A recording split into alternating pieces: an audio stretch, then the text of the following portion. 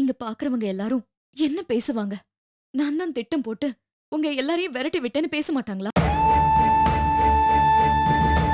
அந்த பழி சொல் வர வேண்டாம் தான் நாங்களே போயிடுறோம்னு சொல்றேன். ப்ளீஸ் இந்த பேச்சை விடுங்க.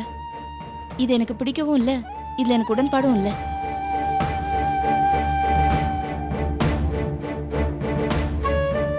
வேற என்னங்க பண்றது? நம்மளால பிரச்சனைன்னு தெரிஞ்சதும் நம்ம ஒதுங்கி இருக்கிறது தானே நல்லது. வெளியே போய் கஷ்டப்பட்டாலும் நாமளும் நிம்மதியா இருப்போம், இவங்களும் நிம்மதியா இருப்பாங்கல்ல. அவசரப்பட்டு முடிவெடுக்காதீங்க. மாதவி கிட்ட நான் பேசுறேன்.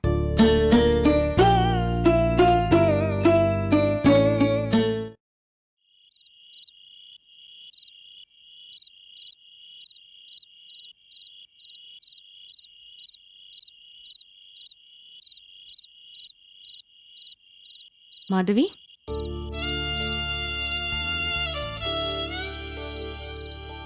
பிரச்சனை மேல பிரச்சனை வருதுன்னு யோசிச்சுட்டு இருக்கியா? யோசனை மட்டும் இல்ல, மனசுல ஒரே குழப்பமா இருக்கு. அப்பா ஆசைப்பட்டபடி சொந்த கிராமத்துக்கே போயிடலான்னு நினைச்சிட்டு இருந்தேன். ஆனா கொஞ்ச நாளாவே நான் எதிர்பார்க்காத பிரச்சனைகள் எல்லாம் சந்திக்க வேண்டியதாயிடுச்சு. இப்படிலாம் நடக்கும்னு நான் நினைச்சு கூட பார்க்கல. நீ பேசுறத பார்த்தா பிரச்சனைகளை ஃபேஸ் பண்ண முடியாம தான் நீ ஊருக்கு போறேன்னு சொல்ற மாதிரி இருக்கு. கவிதாவை புருஷன் வீட்ல இருந்து விரட்டி விட்டாங்க. கோகிலா கோவத்துல தனியா போயிட்டா. அம்மாவுக்கு உடம்பு சரியில்லை. அண்ணன் வாழ்க்கை நல்லா இல்ல. அண்ணியோட பேச்சை கட்டுப்படுத்த முடியல. இப்படி உன்னை சுத்தி பிரச்சனையா இருக்கிறதுனால தான் நீ உடஞ்சு போயிட்டியா? அதனால தான் நீ ஊரை விட்டு போகணும்னு நினைக்கிறியா? அப்படிலாம் நீ நினைச்சேனா தப்பு மாதவி. தப்பு மட்டும் இல்ல, கோடத்தனம் கூட. நான் பிரச்சனைகளை பார்த்து பயந்து ஓடல.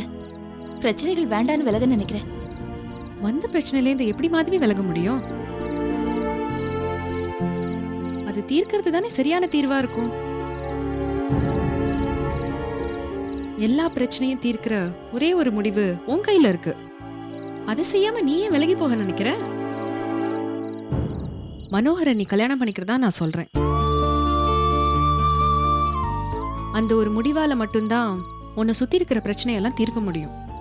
இல்லக்கா, இந்த பிரச்சனைகளுக்கு மூல காரணமே அதுதான் அப்படின்னு நீ நினைக்கிற. அதனாலதான் மனோகர் வீடு தேடி வந்து அவர் விருப்பத்தை சொல்லும் போது கூட அதை நீ ஏத்துக்காம அருணா கிட்ட பேசிக்கிறேன்னு போன. அக்கா, தயவு செஞ்சு என்ன புரிஞ்சுக்கோங்க. ஒரு காலத்துல என் மனசு பூரா மனோகர் நிறைஞ்சிருந்தது உண்மைதான். ஆனா அவர் அருணாவுக்கு சொந்தமானதும் என் நினைவுகள் எல்லாமே மனசு விட்டு போயிடுச்சு. அத தெளிவா எடுத்து சொல்லி புரிய வைக்கணும்னு தான் நான் அருணாவை பார்க்க போனேன். ஆனா அங்க எதிர்பாராத பல விஷயம் நடந்து போச்சு. என்ன சொல்ற?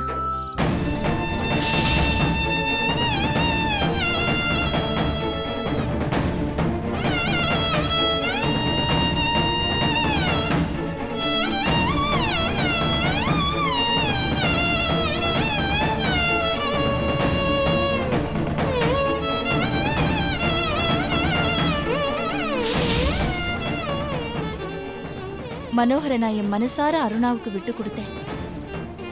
ஆனா அருணா எங்க மேல உள்ள சந்தேகத்தால மனோகரை தூக்கி எறியறா. இதை நான் எப்படி ஏத்துக்க முடியும்? வேண்டான்னு மறுக்கிறதுக்கு 1000 காரணம் இருக்கலாம் மாதவி. எனக்கு சரின்னு படுறத மறுபடியும் உன்கிட்ட சொல்றேன். இது உன்கிட்ட இது தட்டி பறிச்ச வாழ்க்கை. அது உனக்கே திருப்பி கொடுக்கப்பட்டிருக்கு. இப்போ நம்ம தொலைச்ச பொருளை திருப்பி கண்டுபிடிக்கும் போது எவ்வளவு சந்தோஷமா இருக்கு. அது ஒரு உயிர் இல்லாதது. அது திரும்ப கிடைக்கும்போது எவ்வளோ சந்தோஷப்படுறோம். உயிரான உன் காதல் திரும்ப கிடைக்கும்போது அதை நீ எவ்வளோ சந்தோஷமா ஏத்துக்கணும். அதை விட்டுட்டு மாட்டேன்னு விலகிறதும் ஊரை விட்டு போறதும்,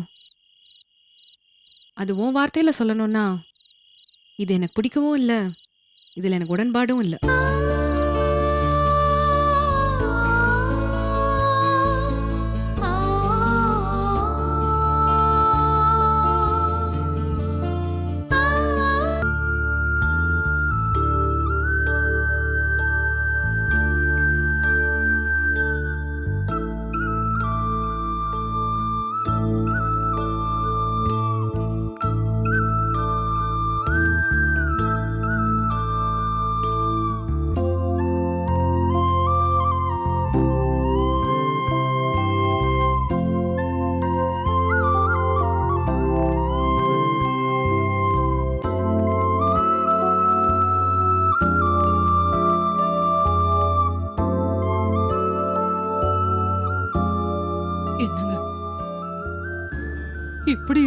வந்துட்டீங்களே.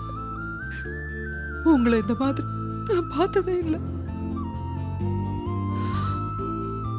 அவ போனா போகட்டுங்க, விடுங்க. எப்படி பானுமா? எப்படி? அருணா இதுவரைக்கும் இப்படி பேசுனதே இல்லை. இன்னைக்கு எப்படி பேசிட்டு போனா பாத்தீங்களா? நீங்க ஏங்க அதையே நினைச்சுக்கிட்டு உட்காந்துக்கிட்டு இருக்கீங்க? அவ மேல நான் எவ்வளவு பாசம் வச்சிருந்தேன். என்னையே அவ எடுத்தறிஞ்சு பேசிட்டு தானே போனா. நானே என் மனசை கல்லாக்கிக்கிட்டு இருக்கேன்.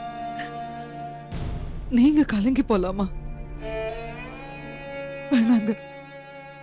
அப்புறம் உங்க உடம்புக்கு ஏதாவது ஆயிட்டு போகுது. இல்ல பானுமா,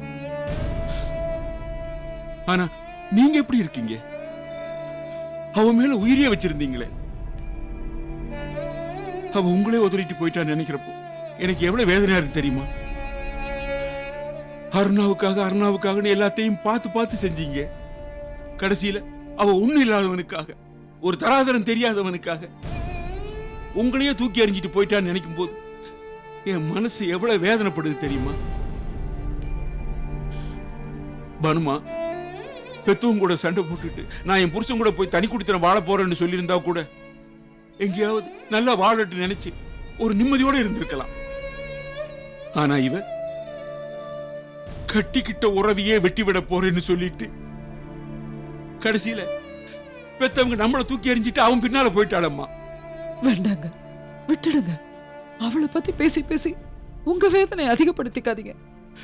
பேசாம இருக்க முடியல பானுமா. அவ நம்ம பொண்ணாச்சு, எவ்வளவு ஆசையா வளர்த்தோம். போன அவ என்ன கஷ்டப்பட போறாளோ. படட்டுங்க, அப்பதான் அவளுக்கு புத்தி வரும். இல்ல பானுமா, அருணாவை கஷ்டப்பட விட என் மனசு ஒத்து வரல.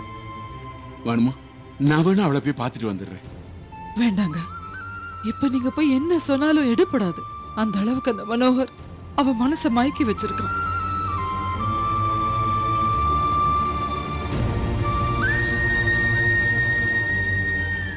பேசாம கொஞ்ச நாளைக்கு நம்ம விட்டு பிடிப்போங்க. அப்பதான் அருணாவுக்கு நம்ம பாசம் புரியும். அண்ணே, நான் வேணா போய் அவங்க கிட்ட பேசி கூட்டிட்டு வரேனே. நீங்க போய் என்னத்த பெருசா கிழிக்க போறீங்க? ஏற்கனவே எங்க குடும்பத்தை கிழிச்சு போட்டது போறாதா? ஏன் இப்படி எல்லாம் பேசுறீங்க? நல்லது நடக்கணும்னு தானே நான் மனசார நினைச்சுக்கிட்டு இருக்கேன். வாய மூடுங்க. எப்படி எல்லாம் வாழ்ந்தோம் நாங்க. ஒரு சண்டை சச்சரவு உண்டா, ஒரு மனஸ்தாபம் உண்டா, எல்லாத்தையும் அடியோட கெடுத்து நாசமாக்குறதுக்குன்னு எங்க வீட்டுக்குள்ள அடி எடுத்து வச்சீங்க. எங்கேயோ கண்காணாத இடத்துல எப்படியோ இருந்த உங்களை எக்கட கிட்டு போட்டுன்னு சும்மா விட்டுறாம ஐஏஎஸ் படிச்சிருக்கா அது இதுன்னு தரித்திரம் பிடிச்சவங்களை தேடி பிடிச்சு குடும்பத்தோட இங்க கூட்டிட்டு வந்தாரு. இப்போ உங்களால எங்க நிம்மதி எல்லாம் குலைச்சு போச்சு. அப்படிலாம் பேசாதீங்க அத்தை. நாங்க எப்படியாவது போய் அண்ணியை சமாதானப்படுத்தி கூட்டிட்டு வந்துடுறோம். நீ பேசாத, எல்லாம் உன்னாலதான். உன்னை பார்த்தாலே எனக்கு பத்திக்கிட்டு வருது. நயவஞ்சகமா நாடகமாடி என்ன நடந்தாலும் நீ திறமையா உன் கழுத்துல தாலி ஏத்திக்கிட்டல. இப்போ பெரிய மனுஷி மாதிரி பஞ்சாயத்து பேச வந்துட்டியா? உன்னை துரத்தி விடலைங்கிற தைரியத்துல தானே இப்படி பேசுற நீ? ஐயோ அத்தை, நான் அந்த மாதிரி எல்லாம் நினைச்சு பேசல. நிஜமாவே அண்ணாவே அண்ணியை சமாதானப்படுத்தி சேர்த்து வைக்கணுங்கிற எண்ணத்துலதான் அப்படி பேசினேன். ஆமா அத்தை, நாங்க போய் பேசினா அண்ணி சமாதானம் ஆயிடுவாங்க. அந்த நம்பிக்கை எங்களுக்கு இருக்கு. உன் நம்பிக்கையை கொண்டு போய் குப்பையில போடு.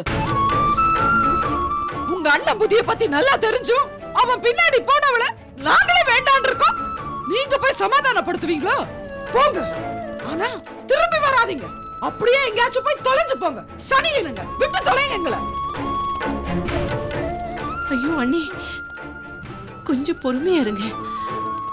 அருணா தான் கோவத்துல அப்படி பேசிட்டு போயிட்டா. நாமளும் அப்படியே விட்டுற முடியுமா? விட்டுடுங்க, இதோட எங்களை விட்டுடுங்க.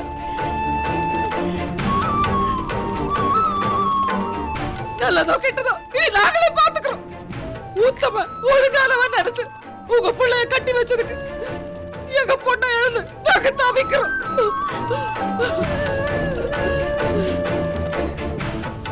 எவ்வளவு நயவஞ்சகமா நாடகம் ஆடி என் பொண்ண மயக்கு அவன் போக்குக்கெல்லாம் ஆட வச்சு கடைசியில உங்க எல்லாத்துக்குள்ள நல்லது செய்ய வச்சிருக்கான். அவன் விளங்கவே மாட்டான். நாசமா போவான், நாசமா போவான். வேண்டாம் அத்தை, அண்ணாவை அபாண்டமா பேசாதீங்க. அண்ணா அப்படிலாம் நினைச்சு பண்றவர் இல்ல. கண்டிப்பா நாங்க போய் பேசி புரிய வைக்கிறோம் அத்தை. போதும், நிறுத்தடி.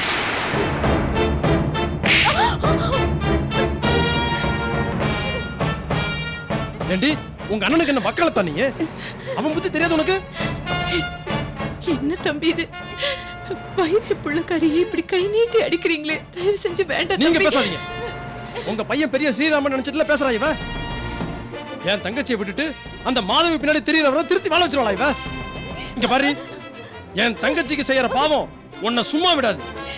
அவ வாழ்க்கை இழந்துட்டு நிக்கிறப்ப நீ இங்க சந்தோஷமா வாழ்ந்துடலாம்னு கனவுல கூட நினைக்காத.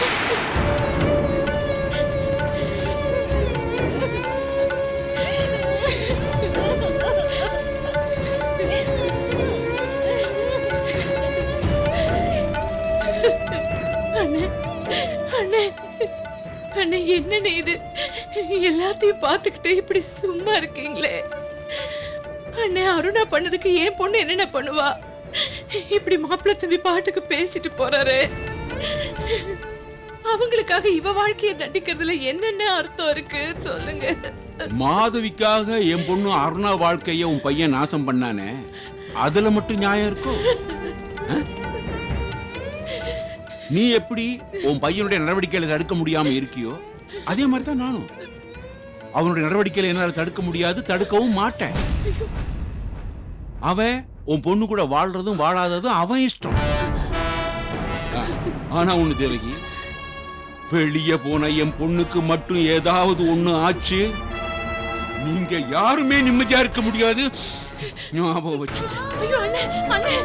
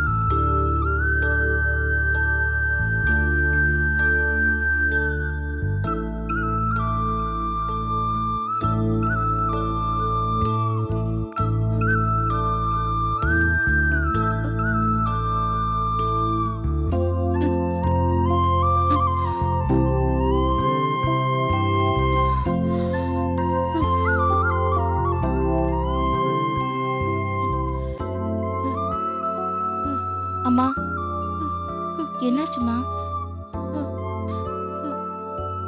கோகிலா, கோகிலா, அம்மா, கோகிலா, கோகிலா இங்க. அவளை கூட்டிட்டு வரலையா? அவளை பாத்தியா? பார்த்தேம்மா, பார்த்து பேசினேன்.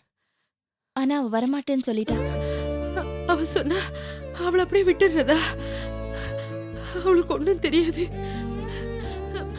பிள்ளைங்களெல்லாம் வச்சுட்டு என்ன கஷ்டப்பட போறாளோ? போய் அம்மா, கூட்டிட்டு வந்து. அம்மா, அம்மா, வேணாம்மா, நான் சொல்றது கேளு. எவ்வளவோ பேசி பார்த்தாச்சு. கோகிலா பிடிவாதமா இருக்காம்மா. கொஞ்ச நாள் விட்டு பிடிப்போம்மா. அது வரைக்கும் நான் உசுரோட இருப்பேன்னு எனக்கு தோணல. அம்மா, எனக்கு உங்களை பத்தின கவலையை விட கோகிலா பத்தின கவலை தான் அதிகம். என்ன அவளுக்கு விவரம் பத்தாது. அவ வீட்டை விட்டு போய் அவ என்ன பண்றா ஏது பண்றான்னு நினைக்கும் போது மனசெல்லாம் படபடப்பா இருக்கு. அம்மா, பயப்படாதம்மா. கோகிலா இப்ப ரொம்ப தன்னம்பிக்கையோட இருக்கா. அது அவ பேச்சிலேயே தெரிஞ்சது. தனியா வீடு எடுத்திருக்கா. துணைக்கு குருமூர்த்தி மாமாவும் இருக்காரு. நீயே ஆச்சரியப்படுற அளவுக்கு அவ நல்ல வாழ்வா பாரு. இதெல்லாம் நீ என்ன சமாதானப்படுத்துறதுக்காக சொல்ற. அவ வாயில்லா பூச்சி. நம்ம கிட்ட ஏதாவது பேசினாலும் வெளியாளங்கிட்ட அவளுக்கு பேசவும் தெரியாது, சகஜமா இருக்கவும் தெரியாது. இது பாரு, அவளுக்கு என்னவோ ஆயிருக்கு. என்ன பிரச்சனை? நீ என்கிட்ட எதுவும் மறைக்காத. அம்மா, அவளுக்கு ஒரு பிரச்சனையும் இல்லம்மா. பிரச்சனை இல்லாம அவ வீட்டை விட்டு போக மாட்டா. சொல்லு மாதவி. சொன்னா கேளுமா, அவ நல்லதா இருக்கா, என் பேச்ச நம்பு. இன்னும் உனக்கு நம்பிக்கை வரலையா? சரி, நாளைக்கு நான் உன்னை கோகிலா வீட்டு கூட்டிட்டு போறேன். என்னம்மா, என்ன யோசிச்சுட்டு இருக்க? நான் இப்ப யோசிக்கிறது, இவ்ளோ பிரச்சனை நம்மளை சுத்தி நடக்கிறப்போ நீ ஊருக்கு போலான்னு எடுத்திருக்கிற முடிவை பத்தி தான். சொல்லு மாதவி, உன் முடிவை நீ மாத்திக்க போறது இல்லையா? அவ மாத்திக்க மாட்டாம்மா.